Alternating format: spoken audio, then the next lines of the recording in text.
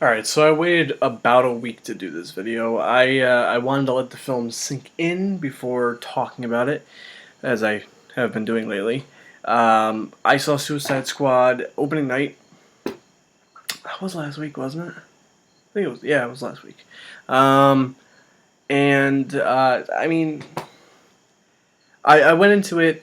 This was my most anticipated movie of the rest of the year after all the other movies that had come out, and um, it, the problem going into this movie is that A, it was my most anticipated for the rest of the year, and B, it to me was going to be the thing that kind of course corrected the DC universe, because the DC cinematic universe, I love Man of Steel. I think Man of Steel is a masterpiece, but Batman vs Superman, not so much. Very disappointing movie. Has some pretty big problems. They set up some certain things I'm not a fan of in that movie, and they needed another movie to reassure people that this cinematic universe was a viable plan. And for a lot of people, it wasn't. For me, I fucking loved the movie. um, I I came out of this movie so much happier than I did when I left Batman v Superman. I mean, when I left Batman v Superman, I was slightly angry and very disappointed. And with this movie, I was not disappointed. This is not a Man of Steel level film for me. This isn't a perfect 10 out of 10 movie. It's got problems, but it's a very what I think is a very entertaining movie, and the core part of the film that is supposed to work, the squad, works very well. And I honestly I want to see more movies with these people together. But that's more for later. I'm just gonna start off with the cast. I mean, the cast is stacked. It's got Margot Robbie, Will Smith, Joel Kinnaman, Cara Delevingne, Adam Beach for 10 minutes, not even 10 minutes. Jai Courtney, who steals a lot of scenes. Karen Fukuhara, I think is her name, the person who plays Katana. Jay Hernandez as El Diablo. All this stacked cast, and obviously Viola Davis as why am I blanking on her name? Amanda Waller. The Wall. Okay. She Amanda Waller. Viola Davis in this movie kills it as Amanda Waller. She is so terrifying. Like, she's such a force to be reckoned with. She's better than Amanda Waller on Arrow. She's more convincing as Amanda Waller. And she has some certain scenes in this movie where you just realize she is a bastard of a person, and she is ruthless. And to me, I came out of this movie thinking to myself, man, Amanda Waller's almost like a second villain. She's fucking scary. She's really great. Margot Robbie is a scene stealer as Harley Quinn. She is incredible. I love everything about her in this movie. She's fantastic. I mean, obviously some jokes don't land, but I mean that's writing. And Will Smith has probably one of the most emotional through lines of the film, the most strong emotional through lines of the movie. While he's not Floyd Lawton from the comics, it's just not. He's not even. Just wait, there's Will Smith, and there's Floyd Lawton all the way over here. But he fits the kind of universe that they set up, and I was happy with his performance, because I was scared that he was just gonna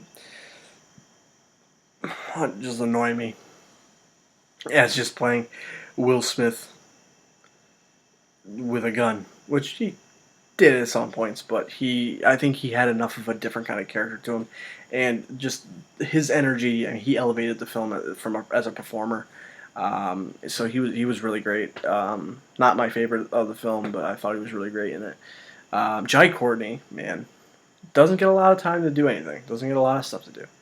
But when he comes on screen, he is consistently entertaining. He is so good in this movie. Almost makes you wish they gave him more screen time, because he was awesome. Joel Kinnaman as Rick Flag, a little weaker than he should have been. As far as like the character himself, he's a weaker, like he's very emotional. Well, not saying Rick Flag can't be a human being, but he was kind of whiny, also kind of subservient to Deadshot, which is weird. He shouldn't be. He should be kicking the shit out of all of them.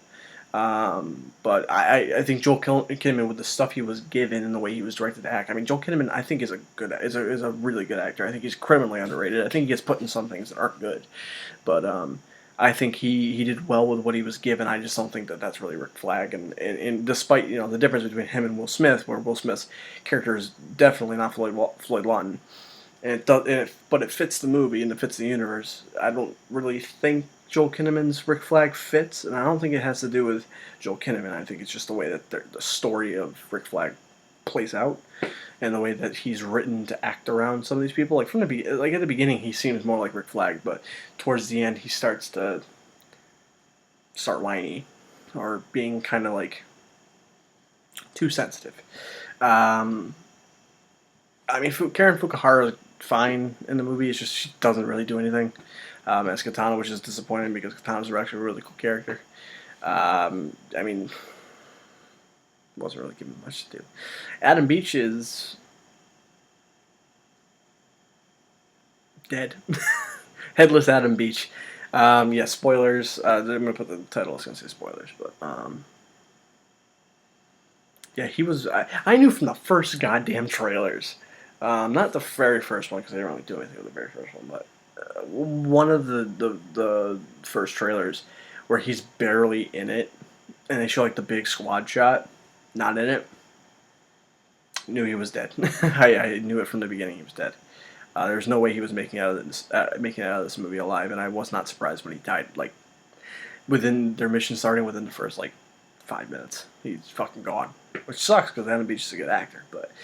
I was not surprised, so whatever. Jay Hernandez, man. Jay Hernandez, probably the standout of the film. Because when I went into this, I don't know a lot about El Diablo as a character, admittedly, so take this all with a grain of salt. I was like, El Diablo, whatever, who gives a shit?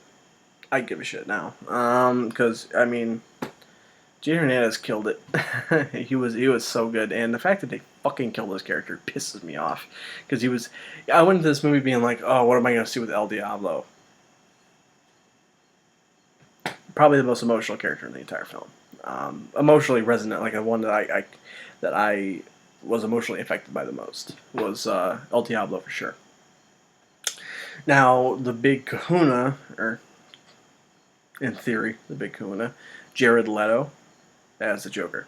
When he first appeared on screen and he started his lines, I think the first scene he shows up in is that nightclub scene. But I don't remember. I'm probably wrong on that. But that from when he first starts performing, when he starts acting and talking, I wasn't a fan. I was like, okay, this is not cool. All the slow, so intense. Like I was like, I don't know about this. As the film went on, I got number one, I got used to it because it's a new Joker. It's gonna be very different, and it is very different. I'm so glad that he's very different from Heath Ledger and from Jack Nicholson and from Cesar Romero. He's different, and Hamill. He's different from all of them. It's a different take. You could tell that Jared Leto was into his role. And goddamn, if he is not probably the most intimidating Joker out of all of them so far, he is. When I see if I was a person who was in the same room as that motherfucker, I'm fairly certain I would be on the ground crying because that guy's gonna kill me. I'm done. It's over. I'm not even gonna try. I'm dead. It's over. He's crazy. But I wound up really, really liking his performance at the end of the film. Started off, I got it's a little weird because it's really different. And it was kind of odd, but as the film went on, I got used to it, and then I was like, this is actually really good. Only problem is he's barely in the fucking movie, and it pisses me off, because in the trailer they sold it as him being in it quite a bit. I thought he was going to have more of a equivalent role to Black Panther in Civil War, which his role is kind of the same thing, as far as he's a third party that's cutting through the middle of the film with a singular purpose. But he doesn't have as much screen time, and the problem is the trailer sold him as being really important, and he wasn't really important. And there's a bunch of scenes in that trailer that looked awesome that are not in this movie, and it pissed me off so much because there's some like that scene with the grenade where he says bye bye with a gun. Oh, that scene looked really cool because half his fucking face was blown off. I was like, what happened there? No, we don't find out. Apparently, it's in the deleted scenes. Hopefully, that's on the Blu-ray. I'd really like it if they just made an actual cut with them, but it's not going to happen because David Ayer came out and said that's not going to happen. But that's them. The way Hollywood cuts trailers and then decides, the way that trailers market a movie a certain way and then the film does something different is a completely different topic you can talk about in a whole other dedicated video that could be over an hour long. But bottom line, Jared Leto was really good. I wish he was given more. I can't say he's the best Joker ever because he doesn't have enough screen time. For me, at least, it's not exactly like Spider-Man: Civil War, but it's like Jared Leto had like I want to say like 10 minutes of screen time. Spider-Man had like 20, including the fight, but he's not on screen the entire time. But like, if you want to compare him to the other Jokers, I mean, Heath Ledger had a lot of screen time in Dark Knight, almost as much. Quite a bit, a lot. Jack Nicholson was basically about him. It seemed like in the first movie, you might as well just call it fucking Joker. But he has the least screen time, and the movie's not about him, and I understand that, but it wasn't marketed that way.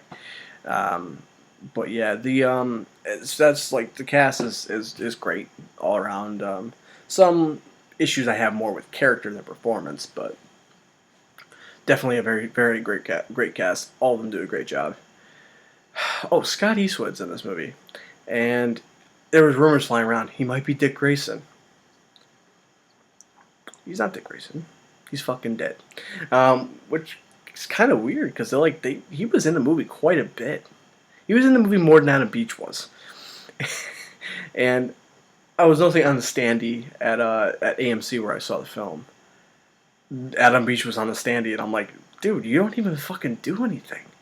Like Scott Eastwood should have been on that fucking on that standee because he actually did things in the movie. But yeah, I don't even think they ever said his character's name. I think he just fucking died. So I was kind of hoping he was Dick Grayson, maybe playing that Grayson role, where he wouldn't be an Agent Spiral, but that would have been kind of cool. Him having like an undercover thing with like Batman sent him undercover so he could find out what's going on with the Suicide Squad. That would be cool. I would have thought that's awesome. But that just wasn't how it was. He died. He's gone. As far as like production goes, I think it's a well shot movie for the most part. Now, not including like the action scenes because I think the action scenes are a little muddled. Shaky cam, not really shaky cam, but like really quick cutting editing, and it really fucking irritates. I hate quick cut editing so much. It's just about as much as I like shaky cam. I like quick cut editing, and I fucking hate shaky cam. Hate shaky cam. Hate quick cut editing. Hate it even more when it's put together. Only person who's ever done it that I've liked is Paul Greengrass. Only person ever.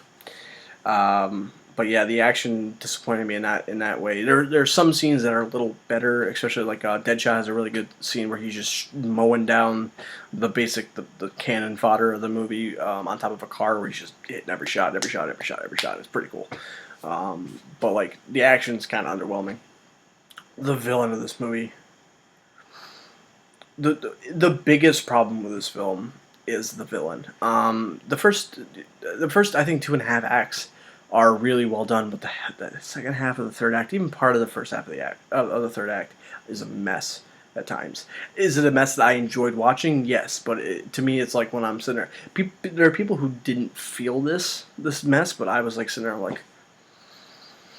like things just start happening, and people were gone, and then they were magically reappearing, and it was really fucking weird. But yeah, that was a problem, and the villain is horrible. Really really bad. Enchantress is awful. And she probably could have been a good villain. It's just that she doesn't do anything. Like, she's just there.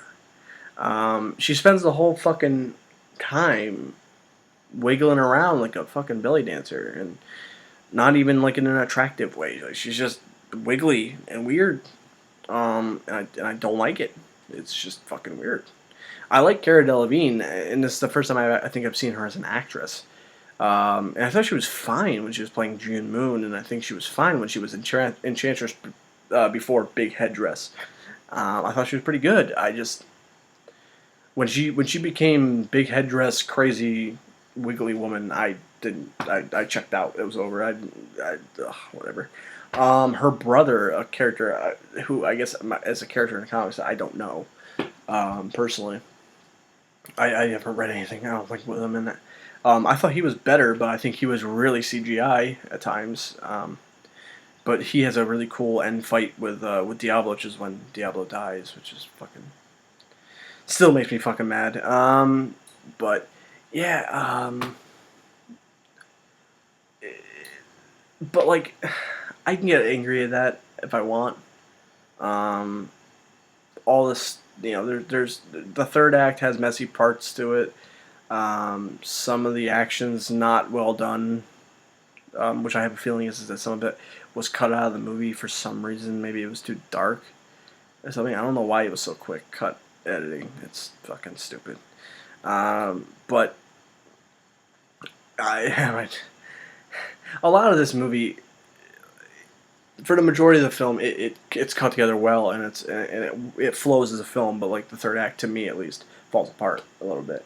But like you could totally tell that there was they shoved humor into this movie, and the humor worked. I'm not saying it didn't work, but it feels like they kind of melded up two movies together, where there was more comedy in one and less comedy in the other, and put them together, and comedy worked for me. I thought it was really funny. I thought that the cast was very entertaining, but I kind of knew. To me, it's like I'm thinking, David Ayer, you lied through your fucking teeth, because I think that those reshoots were for humor. After Batman v Superman, which I think is a pussy move, by the way, Warner Brothers. If what you did was you cheaped out and you took Suicide Squad from being a darker movie, which is kind of what I'm hearing. If you took Suicide Squad from the way that it was, which is what that first trailer sold me on, and made it the jokey movie, that is a cheap pussy fucking move. And that makes me really fucking mad. Because to me, the problems with Batman v Superman, which is this has to be a reaction to it. The problem with Batman v Superman was not the tone. The tone is fine. It's not, I mean, would I like it to be a little lighter? Yeah, but am I okay with the tone now at least? Maybe I felt differently back in March. But am I okay with the tone now? Yeah, I'm fine with it. It's not a horrible tone, especially for Batman, because that movie is very dark because Batman's in it. Batman does some dark fucking shit. But Suicide Squad should be darker. Is there a problem? Is there a problem with there being humor in it? No, not at all. Is there I mean, Harley Quinn, I wouldn't call her a light character. She's a darkly humorous character. She's fucking nuts. But this movie could very easily have been a darker movie and been fine for it. Dark with dark humor. Fine. But I think it's clearly evident that this movie wound up being a reaction to the response to Batman v Superman, and instead of Warner Brothers thinking that the problem with Batman v Superman was that that parts of it were a fucking mess. Actually, a lot of it was a fucking mess. Then I think if they realized that, then we wouldn't have a weird tone here. I don't think. I mean, it's not a horrible tone. I mean, it's the way that they fuse it together. It does work. It's just that, like, the way that it seems that they're talking about it is that the movie was originally darker, and it's very evident that the reason why it's lighter now, and very much lighter now, is because of the fact that um, Batman v Superman got such a bad reception, and they thought that it's because of the tone. I mean, it was a bad movie. I mean, it was a mediocre, a painfully mediocre movie. Um, so that being said, though, like the movie is entertaining. It's funny. The squad is awesome. All the performances are great. Some of the stuff, like the stuff with Joker and Harley Quinn, is great. I do think they kind of played kid gloves with the relationship a little bit. I'm not saying that that they made it into a healthy relationship. It's not. But in the comics, in the way that it was portrayed, some of the scenes that were cut a little bit more accurate, and it's very much an abusive relationship. In this movie, they don't explore that completely, which isn't a problem. You don't need to show, Joker beating the shit out of Harley Quinn on screen. I don't want that. I don't want to see that, especially not in a DC movie where kids are supposed to be going to see these movies and watching these characters be brought to life on screen. I don't want kids to have to watch that either. But to me, sometimes I felt like they played it more as obsessive, which not saying that they aren't obsessive in the comics. That's obviously true. But they played up that more than the other abusive stuff, even if it was an undertone. Which obviously, the obsession is part of the abuse. I understand. It's hard to explain. It feels a lot tamer than I think it should be. But at the same time, I understand why it's lighter, because it's dark shit. Like, darker than even this movie should have been.